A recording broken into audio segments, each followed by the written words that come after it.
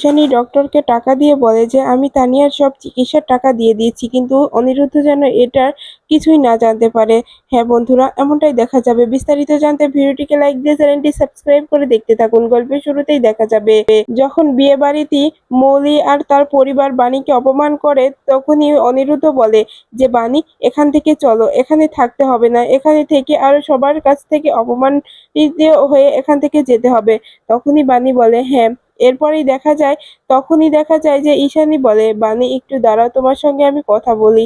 তখনই দেখা যায় ঈশানী বলে যে বাণী, তানিয়া কেমন আছে, তানিয়ার চিকিৎসা কতদূর হয়েছে? তখনই বাণী বলে হ্যাঁ, হ্যাঁ মামাম অসুস্থ, মামাম ঠিক হয়ে যাবে, আমরা টাকা টাকা জোগাড় করে মামামের অপারেশনটা করে ফেলবো। তখনই দেখা যায় যার যার বাড়িতে অনুষ্ঠান, সে মেয়েটা ডেকে ওঠে যে আপনারা ভিতরে চলুন, আপনাদের জন্য সব রকম ব্যবস্থা হয়ে গেছে।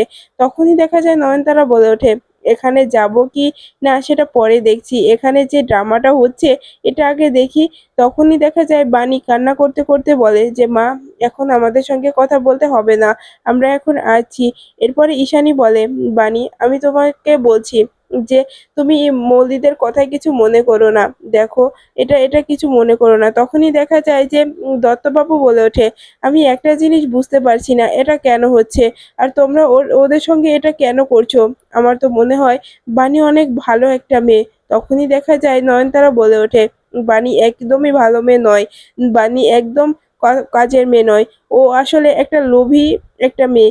ও এসেছিল গরিব ঘর থেকে, আমাদের বাড়িতে থাকতো, আর শেষে আমাদের এই মৌলির যার সঙ্গে বিয়ে হওয়ার কথা ছিল, এই যে অনিরুদ্ধ চ্যাটার্জি, তাকেই বিয়ে করে বসে। আসলে এটা এটা ওর অভ্যাস, ও টাকা দেখলে ওর লোভ জাগে। তখনই দত্তবাবু বলে, আমার কিন্তু সেটা মনে হচ্ছে না, আমি যতটুকু বাণীকে দেখেছি, বাণীকে চিনেছি, ততক্ষণ মনে হচ্ছে বাণী কোনো অন্যায় করেনি, আর ওর হাজবেন্ডও তো কোনো অন্যায় করছে না, তাদের দোকানের খাবার ডেলিভারি করছে, এ তো অন্য কোনো অন্যায় করছে না, তাহলে এই কথা আসছে কোন থেকে? আমি তো মনে করি ওরা দুজন যেটা করছে একদম ঠিক করছে, ওরা ঠিক সিদ্ধান্তই নিয়েছে। নিজের পায়ে উঠতে দাঁড়াতে গেলে রোজগার তো করতেই হবে। তখনই দেখা যায় মৌলির দাদু বলে ওঠে যে দেখো, আমি এইসব বিষয় নিয়ে এখন কথা বলতে চাচ্ছি না দত্তবাবু, তুমি জানো না যে ও কতটা নোংরা একটা মেয়ে, ও লোভী একটা মেয়ে। নিজের মেয়ে অসুস্থতার নাটক করে আমাদের বাড়িতে টাকা চাইতে পাঠিয়েছিল। তখনই মলি বলে, একদম সত্য কথা বাণী, তুমি যে নোংরা খেলাটা খেলছো এটা বেশি দিন খেলতে পারবে না।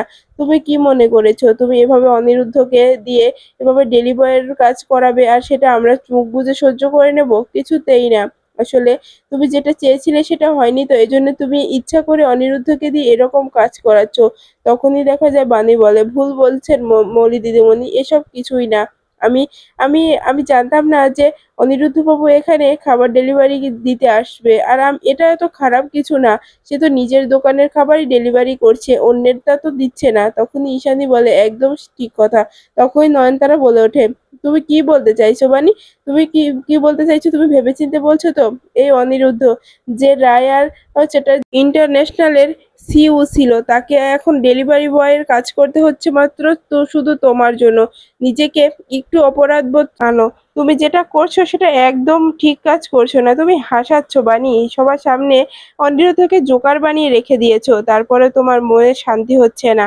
তখনই অনিরুদ্ধ বলে, ঠাম্মি, এই বিষয় নিয়ে আমি তোমাদের সঙ্গে কোনো কথা বলতে চাই না, আমরা যেটাই করি না কেন তাতে তোমাদের তো কোনো সমস্যা দেখতে পাচ্ছি না। তখনই বানি বলে, হ্যাঁ আমারও একই কথা, আমরা কাজ করে খাচ্ছি, আমি আমার মামামের চিকিৎসা করার জন্য আমরা কাজ করে সেই টাকাটা জোগাড় করছি, এতে তোমাদের সমস্যাটা কোথায় হচ্ছে সেটা দেখতে পাচ্ছি না আমি। তখনই বিদ্যুৎ বলে ওঠে, বানি, আর নাটক কত করবি তুই, তুই আসলে অনেক নাটকে হয়ে গেছিস, তুই নাটক অনেক ভালোই করতে পারছিস দেখছি। তখনই দেখা যায় যে ঈশানী এসে অনিরুদ্ধের কাছে বলে যে, অনিরুদ্ধ বাবা, আমি তোমার কাছে হাত জোর করে বলছি তুমি আমাকে ক্ষমা করে দাও, মলির হয়ে আমি ক্ষমা চাইছি। মলি যেটা করছে সেটা একদম ঠিক কাজ করছে না, একদম অন্যায় করছে।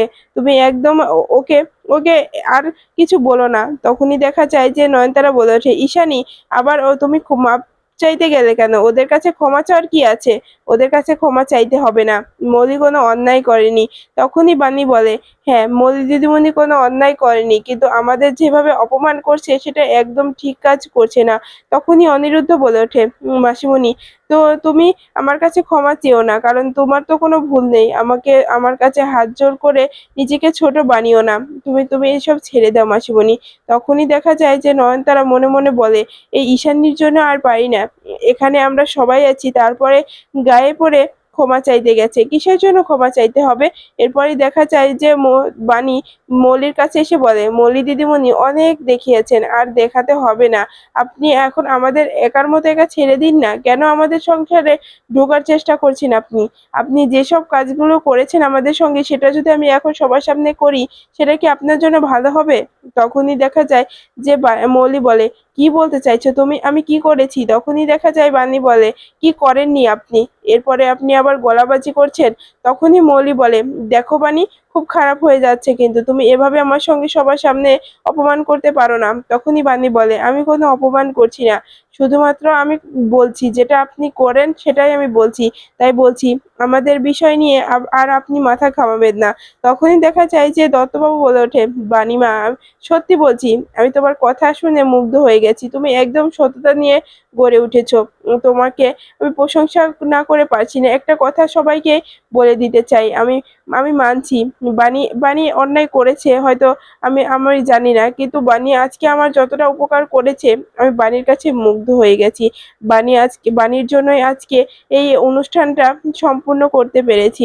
বাণী, তোমরা অনেক ভালো থাকো, তোমাদের মেয়েও অনেক ভালো থাকুক। তুমি যেন তোমার মেয়ের চিকিৎসাটা যেন করাতে পারো। বাণী, আমি তোমার কিছু টাকা দিতে চাই, তুমি নিয়ে নাও। তুমি আমাদের কাজ করেছো সেই হিসাবে, অন্য কোনো হিসেবে নয়। তুমি টাকাটা নিয়ে নাও। এরপরে মৌলি নয়নতারাকে বলে, দেখেছো তো, আমি বুঝি না, একটা কারণ আমি বুঝি না, ওই বাণী যেখানে যায় সেখানেই সবাইকে হাত করে নেয়। আসলে ওর উপরে সবাই দরদ দেখায়। আমি একটা জিনিসই বুঝি না, এই বাণী কি জাদু জানে নাকি, যে এই বশ করে নেয়? বাণী, আমি তোমাকে ছাড়বো না, কিছুতেই ছাড়বো না। তুমি কি মনে করেছো আমার সামনে দিয়ে অনিরুদ্ধকে নিয়ে ঘুরে বেড়াবে আর আমি সেটা সহ্য করব? কিছুতেই না। তোমার আর অনিরুদ্ধর মধ্যে যদি আমি এই ঝামেলাটা না বাড়িয়ে দিয়েছি, তাহলে আমার নামও মৌলি নয়। এরপরে দেখা যায় বাণী দত্তবাবুর কাছে হাত জোড় করে বলে যে, এবার আমি আসছি মেসোমশাই, আর এখানে আমি থাকতে পারবো না। তখনই দেখা যায় যে দত্তবাবু বলে, কেন বাণীমা, এখনই চলে যাবে কেন? কিছু খাওয়া দাওয়া করে তারপরে যাও। তুমি এত কষ্ট করে রান্না করলে সবার জন্য, তুমি এভাবে চলে যেতে পারো না বাণীমা, তুমি থাকো।